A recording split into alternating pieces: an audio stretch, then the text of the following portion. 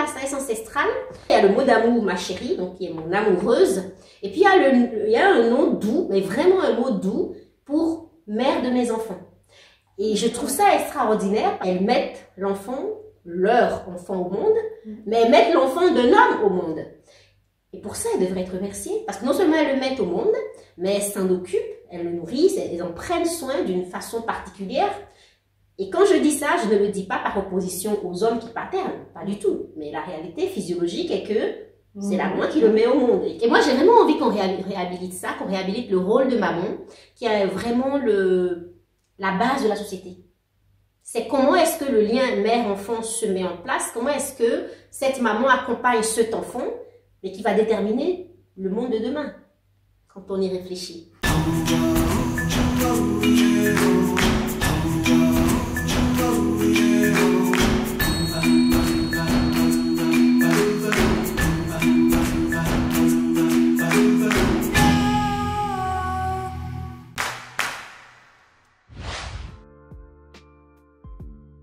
Bienvenue dans Parentalité ancestrale. Aujourd'hui, j'ai le plaisir d'accueillir de nouveau Sabrina. Je t'arrête. C'était pas toi qui disais que je veux aujourd'hui. Ah oui, effectivement. Effectivement. Donc bonjour Nadège. Bonjour Sabrina. Bienvenue dans Parentalité ancestrale. Merci. Est-ce que tu pourrais te présenter en quelques mots? Oui, en quelques mots, on va essayer. Alors, je suis Nadège, je suis auteure de Relax Maman Respire, je suis maman de 3 enfants, je suis accompagnante du féminin et passionnée par la parentalité. Donc on peut passer directement au premier moment de l'émission. Donc c'est le moment vérité. Tu vas pouvoir choisir entre 3 couleurs et chacune d'elles correspond à quelque chose de particulier, à un sens particulier dans la sagesse ancestrale. Donc on a le vert, c'est le lien avec la nature, le noir, l'expérience, et le jaune, or, les valeurs. Quelle couleur choisis-tu? Je vais choisir le jaune, la couleur or avec les valeurs. D'accord. Ça correspond bien. Alors tu pourrais nous dire un peu quelles sont les valeurs qui te guident et quelles sont les valeurs que tu veux vraiment par-dessus tout transmettre? Grande question. Mais effectivement, moi, depuis quelques années, je vis selon la sagesse ancestrale, selon la philosophie de vie de mes ancêtres. Et je pense que ce qui est le plus important, pour moi en tout cas, c'est être moi. Donc, c'est être soi et puis accompagner chaque personne que je rencontre à être lui. Parce que, alors on pourrait appeler ça dans les valeurs de notre société, on pourrait appeler ça tout simplement la reconnexion à soi. Donc et ce que moi j'aime beaucoup voir, c'est la beauté et l'unicité de chacun. Donc chaque personne est parfaite telle qu'elle est et sa vie a un sens, son existence a un sens et tout ce qu'elle a à apporter a un sens pour tout simplement pour l'équilibre de la Terre. Donc alors on pourrait éventuellement, il y a des valeurs qui en découlent comme la bienveillance, le respect, l'amour. Hein, je tiens beaucoup à parler d'amour. Mais vraiment, je pense que l'essence de tout ça, et c'est ce qui importe pour moi de transmettre aussi bien à mes enfants qu'aux personnes que j'accompagne, c'est vraiment leur refléter ce miroir-là qu'ils ont en eux un trésor, des qualités, des atouts, des dons et que c'est génial. Justement, et comment tu le mets toi pour toi-même, par exemple, en œuvre au quotidien? C'est alors comme tout le monde, hein, j'ai un passé assez classique avec un critique intérieur bien présent et je pense qu'au quotidien c'est ce qui m'accompagne vraiment qui permet de contrebalancer, donc de dire vraiment que c'est peut-être vrai que je ne suis pas encore à un niveau que je voudrais avoir, que je voudrais être, mais que je suis en chemin. Et c'est parfait de se dire ça à soi, donc de revenir à beaucoup de compassion envers soi-même. Et ça permet d'avoir plus de compassion envers les autres, notamment les enfants, hein, puisque moi, quand on a des jeunes enfants, on a vraiment besoin de beaucoup de compassion pour soi, parce qu'on n'est pas une maman parfaite. Et beaucoup de compassion aussi envers ces enfants qui sont... C'est quand même pas facile d'être un enfant, je trouve. Dans la société d'aujourd'hui, encore moins, j'ai l'impression. Je suis tout à fait d'accord avec ça. Donc voilà, je pense que c'est ce que je mets comme ça que je le mets en œuvre au quotidien. Alors dans mon travail, dans ma vie professionnelle, comme j'accompagne des femmes qui sont souvent épuisées, en tout cas en questionnement par rapport à leur vie de femme et de maman, ben je leur tends ce miroir-là. Moi, j'envoie tous les dimanches un email à quelques milliers de femmes maintenant.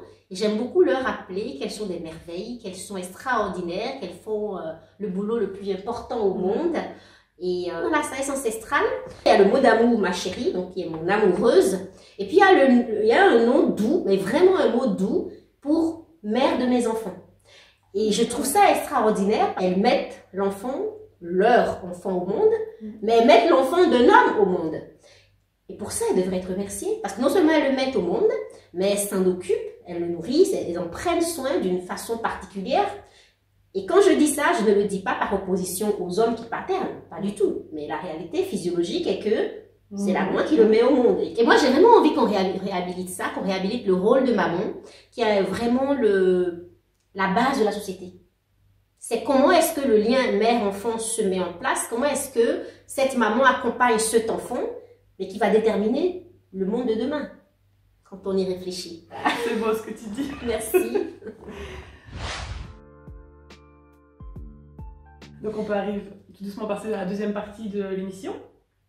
Donc aujourd'hui, on est centré sur le parcours de femme et de mère. Est-ce que tu as des choses à nous partager sur ce parcours-là chez toi? Alors moi, mon parcours de femme et de mère a été un peu particulier. C'est ce qui m'a amenée jusqu'ici aujourd'hui. Donc jusqu'à mes 30 ans, je pense que j'ai eu une vie assez classique, même si elle n'est pas si classique que ça, puisque j'ai immigré de mon pays quand j'ai eu 18 ans. J'ai vu d'une famille de médecins et puis quand j'ai fini mes humanités, j'ai annoncé à mon papa qui n'était pas d'accord du tout que je n'étais pas faite pour la médecine. J'ai fait une année de médecine parce qu'il insistait vraiment pour que je puisse essayer avant de décider de mettre, de géopardiser mon avenir, comme il disait à l'époque. Il avait vraiment peur pour moi. Et j'ai vraiment vu à 19 ans que la médecine, ce n'était pas mon appel. Et je suis venue en Belgique rejoindre mon parrain. Et voilà, après, donc j'ai été à l'université, j'ai fait mes études, je me suis mariée, on a acheté une maison. Donc je pense qu'à 30 ans, j'avais le classique, tout, hein, la maison, le mari, le travail. Et il manquait juste l'enfant. Et il y avait énormément de pression, quand est-ce que vous allez le faire, quand est-ce que ça va venir. J'ai vraiment souffert de ça, moi, de cette pression qui était plus sociétale, qui était plus extérieure, familiale, évidemment des amis. Tout le temps, j'avais l'impression qu'on ne me parlait que de ça. Et ça ne venait pas naturellement, parce que justement, j'ai cru que ça venait tout simplement naturellement, mais ça ne venait pas. Et je pense que je n'ai pas eu beaucoup d'espace, moi, pour me questionner, est-ce que je veux vraiment être maman? Enfin, en tout cas, à 30 ans, je n'avais pas assez pris le temps d'y penser, je trouvais, enfin, c'était normal, quoi. Et puis, on a fait pas mal d'examens gynécologiques, et puis le gynécologue m'a fait comprendre que j'étais pratiquement stérile. Voilà, j'avais très très peu de chances physiologiques de concevoir un enfant. Ça a été une énorme, vraiment un grand moment dans ma vie, on va dire. J'ai passé une semaine à pleurer et puis je me suis dit, mais en fait, je vais m'en sortir. Donc, justement, moi, j'ai cet état d'esprit qui rebondit tout le temps. J'ai acheté le livre, je m'en souviens, j'ai acheté 2 livres. C'était No Kids, qui est vraiment un traité hyper humoristique sur pourquoi est-ce qu'il ne faut pas faire d'enfants, à quel point les enfants, ils sont juste... C'est très très intéressant. D'ailleurs, je l'ai relu récemment avec mes enfants, on en a beaucoup ri. Des choses que, voilà, de comment est-ce qu'un enfant en griffe peut pourrir la vie de ses parents, quoi. Et c'était hyper décomplexé et déculpabilisant. Et j'ai acheté Épanouie avec ou sans enfant. Parce que justement, à ce moment-là, j'étais vraiment ce que les Américains, il y avait le terme child free et childless. Moi, j'étais childless, justement, puisque j'étais en souffrance de ne pas avoir d'enfant, éventuellement. Et puis, je me suis dit, voilà, je vais faire le cheminement pour devenir une child free, être heureuse de ne pas avoir d'enfant. Et c'est dans ce cheminement-là que je me suis engagée quand j'ai vraiment j'ai eu une vision. Une vision, j'avais 5 enfants, 5, qui sont venus vers moi, me dire, maman, on t'attend. ça a été hyper fort. Hein. C'est quelque chose d'assez personnel et je ne l'ai pas encore. C'était très très fort. Alors voilà, je me suis réveillée le matin, j'ai dit à mon mari, on aura 5 enfants. Oh. Donc, à partir de là, j'ai commencé à lire. Parce que moi, mon papa m'a légué quelque chose. J'aime bien que chaque personne réfléchisse à ce que ses parents lui ont légué. Moi, ce que mon papa m'a légué, c'est que la sagesse, justement, est dans les livres. Donc, avant, il y avait la sagesse orale. Maintenant, on a la grande chance d'avoir la sagesse écrite. Et quel que soit le problème auquel moi je suis confrontée, je vais toujours chercher des livres autour de ce thème. Pas pour faire comme les personnes, mais pour m'inspirer et m'ouvrir vraiment le champ des possibles. Et donc, c'est par là que j'ai commencé à lire sur la physiologie, sur la biologie aussi, sur... voilà. Et j'ai complètement changé ma vie de fond en comble par rapport à mon alimentation, par rapport à ma façon de penser, par rapport à pourquoi est-ce qu'on fait des enfants, pourquoi c'est important. Donc, j'ai eu le temps de faire tout un chemin. Et puis, on a fait le choix de faire un chemin de PMA, de parcours, de procréation médicalement assistée, parce que voilà, j'avais très très peu de chance apparemment en tout cas à l'époque, de procréer autrement. Un choix qui t'est venu naturellement ou tu as une petite réflexion par rapport à ce choix avant? Beaucoup de réflexion, évidemment, ce n'était pas aisé, surtout qu'à l'époque j'étais aussi très très naturelle, j'étais un petit médicament et puis là je décide de faire ça. Donc je pense que ce n'est pas un cheminement facile. Et il y aura une vidéo bientôt dessus, donc je vais faire court sur ce sujet. Et voilà, donc 4 ans plus tard, 4 ans de cheminement, j'ai pu accueillir ma fille à la maison tranquillement avec ma sage-femme dans l'accouchement parfait quoi. Mais vraiment un bonheur d'accueillir mon aînée. Et voilà, c'est comme ça que je suis devenue maman. Parcours de femme et de mère. Je pense que c'est ça, c'est donc ce cheminement-là. Et évidemment, ces 4 années où j'étais censée être stérile, donc ils sont en fait finalement, vraiment c'est un parcours initiatique, fait de haut et de bas, voilà, de rush émotionnel, de chute. J'avais compté, là j'ai oublié le nombre, mais j'ai compté le nombre de fois où j'ai eu mes lunes, où j'ai pu voir physiquement que je n'étais pas enceinte. Donc c'est quelque chose qui est hyper intime, mais qui est mensuel, donc régulier. Oui. Donc tous les mois, je pouvais vérifier, voilà, je pouvais voir, ah, je ne suis pas enceinte pendant 4 ans. Donc si on compte, il y a plus ou moins 13 fois par an, donc fois 4. Donc voilà, donc on peut un petit peu compter le nombre de fois. Et donc c'est pas du tout un cheminement facile. Et j'en parlerai dans une autre vidéo. Voilà mon parcours de femme et de maman qui est riche. Tu es encore maman après. Oh oui. Oui. Donc moi qui étais censée être stérile, 2 ans après, j'ai découvert que j'étais enceinte de jumeaux. Ça a été un choc. Mais j'étais pas... Alors aujourd'hui avec le recul, je me dis, oui, j'étais hyper choquée d'apprendre ça, que j'étais enceinte comme ça, et surtout que c'était des jumeaux. Mais en même temps, comme j'étais censée en avoir 5, je peux te dire que quand mes jumeaux venaient de naître, je n'étais pas dans le même état d'esprit qu'aujourd'hui. C'était plus jamais, c'était fini. Mais du coup, ces 4 ans finalement d'attente, etc., est-ce que ça t'a suffisamment préparé à devenir maman? Alors, pour mon aîné, totalement. Mais vraiment, ça m'a vraiment préparée, parce que j'ai eu le temps de lire beaucoup. Évidemment, il y a la théorie puis il y a la pratique. Bon, ce que moi, la chance que j'ai eu vraiment, c'est ces 4 années, que beaucoup de mamans n'ont pas. Et j'ai eu aussi et surtout les 9 mois de grossesse, où je me suis fait accompagner, où j'ai vraiment fait de l'hypnonaissance. Hein, donc, j'ai vraiment fait un accompagnement avec de l'hypnose. J'ai découvert je me suis découverte, tout simplement, moi. Et donc, comme j'étais sur ce cheminement-là, ça a été vraiment facile pour moi d'accueillir ma fille, en étant connectée vraiment à moi. Et comme je l'attendais un petit peu, hein, c'était hyper positif pour elle parce que j'étais dans un état d'émerveillement perpétuel avec elle, jusqu'à ce qu'elle ait 18 mois, où, voilà, ce fut encore autre chose. La maternité, c'est quand même, c'est une sacrée rencontre. Oui. Il y a un ajustement continuel qui se fait aussi au fil des années. Tout à fait. Donc là, 18 mois, c'était les émotions, c'était sa colère, qui a réveillé ma colère à moi, ça a été waouh.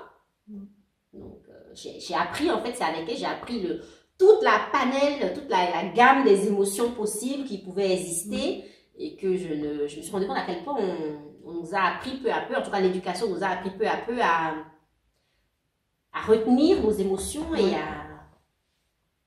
Oh oui, un enfant nous fait faire face à ça. Donc voilà. Donc voilà, tout se passe bien. Et puis tu as donc les jumeaux qui arrivent. Donc c'est maman 3 fois. Oui, alors les jumeaux, et donc ma fille elle avait 2 ans, 4 mois, donc même pas 2 ans et demi, quand ils sont venus. Waouh! Waouh! Un gros changement. Énorme changement parce que évidemment, moi j'avais lu le concept du continuum qui a... Non, c'était voilà, justement, quand ils étaient nés, j'étais dans ce cheminement-là de compréhension, de recherche, de comment est-ce que je fais pour être cette maman ouverte et présente pour 3 jeunes enfants. Et j'ai trop donné. Parce que justement, j'ai enclenché le mode maman parfaite qui n'était là que pour eux. Donc, je donnais trop. J'avais plus d'espace pour les autres parts de moi. Et à un moment donné, on peut heurter le mur quand on va trop loin. Et c'est ce que j'ai fait. C'est ce que j'ai fait. À un moment donné, quand les garçons avaient 6 mois, je me suis étalée par terre. Je descendais l'escalier et je suis tombée en bas de l'escalier et j'ai dit, ça ne peut plus continuer comme ça. C'est pas possible. C'est plus possible. Donc j'ai bien pleuré et j'ai dit, il faudrait faire quelque chose. Et heureusement, là, mon mari m'a dit, bon, si on partait en Afrique un petit peu pour décompresser, parce que j'étais immigrée, isolée, on a déménagé dans un petit village où on ne connaissait personne, donc j'étais vraiment isolée et seule en fait, mais aussi par choix. Hein. Enfin, il y avait une partie j'étais seule aussi par choix, il faut quand même l'avouer. Et le fait d'aller en Afrique, en plus dans un tout petit village vraiment retiré, m'a vraiment, ça a changé ma vie. J'ai rencontré des peuples premiers, des peuples Moudabé, et j'ai vu ces femmes et ces mères en fait. Je me suis dit, mais c'est comme ça que moi j'ai envie d'être maman en fait. Parce donc c'est vraiment donc à l'époque justement j'avais amené avec moi le livre, le concept du continuum, que je recommande, je mettrai le lien sous cette vidéo. Et j'ai lu ce livre, donc je les ai vus. Pendant que je lisais ce livre, je me suis dit, mais oui, il y avait, alors souvent on dit il n'y a pas de recette, il n'y a pas de tech, enfin comment on dit ça par rapport à, il n'y a pas de méthode toute faite pour être maman, c'est vrai.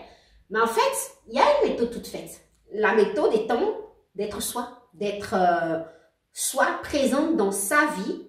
Et ça se passe beaucoup mieux avec l'enfant quand on est ouverte à ça, tout simplement.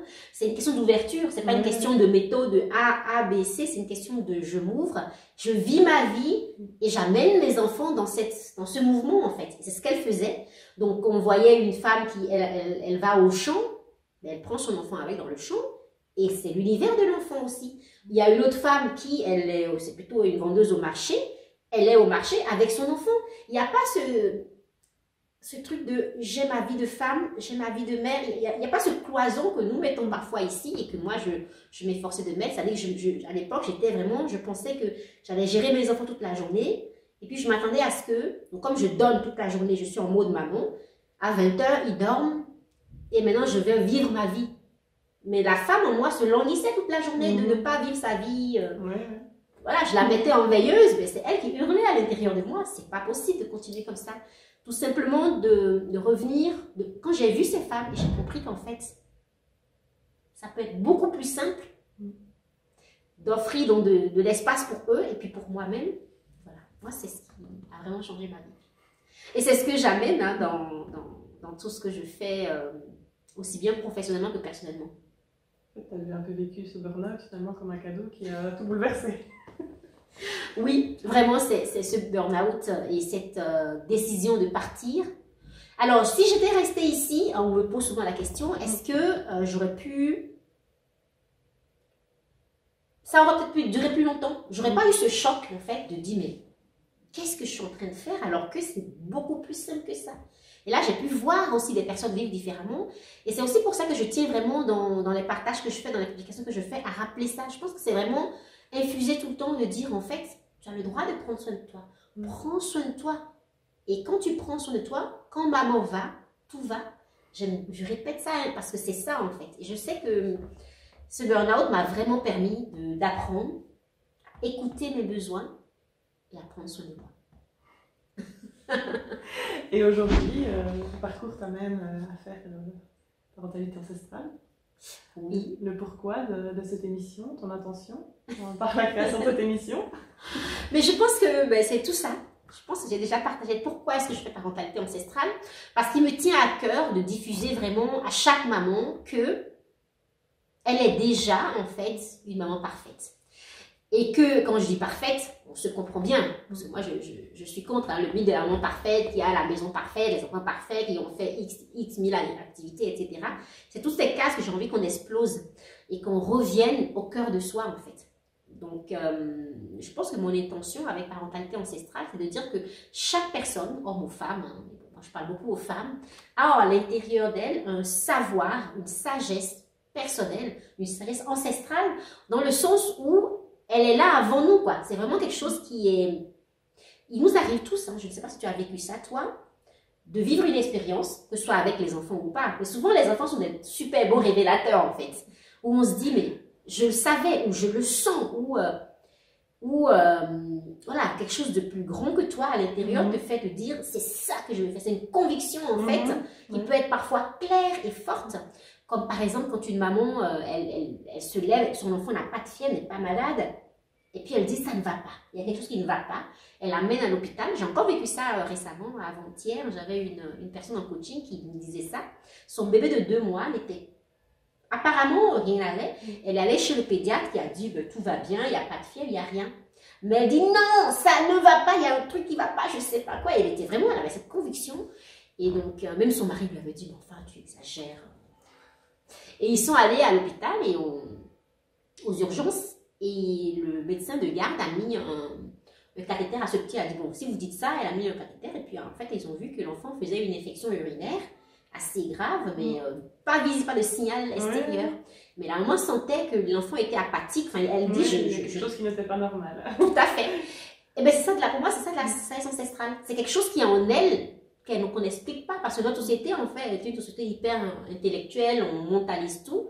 Mais il y a des choses à l'intérieur de nous qu'on ne sait pas expliquer, mais qui sont là et qui n'en sont pas moins vraies, quoi. Vraies et importantes aussi. Et importantes, hyper importantes, même très souvent. Donc, c'est de ça que je veux parler, c'est de cette sagesse qu'on a en nous, c'est que les mamans apprennent à s'écouter et à s'écouter profondément, vraiment, et à se dire, mais en fait, cet enfant, il m'a choisi, et s'il m'a choisi, il y a une raison. Et d'accepter ce cheminement-là. Je pense que c'est vraiment mon intention avec parentalité ancestrale, c'est d'amener aussi plein de visions de maman, donc comme je le fais aujourd'hui avec vous, en vous partageant ma vision. Il y aura d'autres mamans, hein. Je pense que Sabrina est venue partager sa vision aussi, il y en aura plein d'autres, et des parents, des papas qui viennent nous dire ce qui compte, quoi, leur transmission. Donc c'est vraiment mon intention. Une belle intention. Merci. Un beau partage. Je te remercie pour toutes ces belles paroles et nous avoir partagé ton histoire. Merci beaucoup à toi.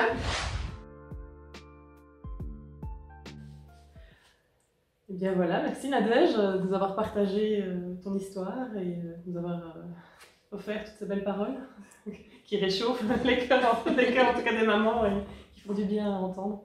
Merci.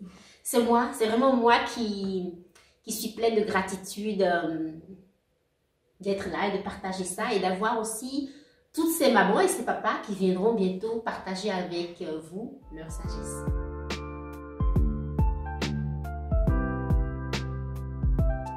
Si tu as aimé cette vidéo, n'hésite pas à liker, commenter, partager, abonne-toi, active la cloche de notification et si tu as envie de passer de maman réactive, qui n'est pas satisfaite de sa vie de femme et de maman actuellement, à maman souveraine, celle qui prend soin, une maman consciente, présente, bienveillante, dans la barre de description de cette vidéo, découvre la pause sacrée de maman.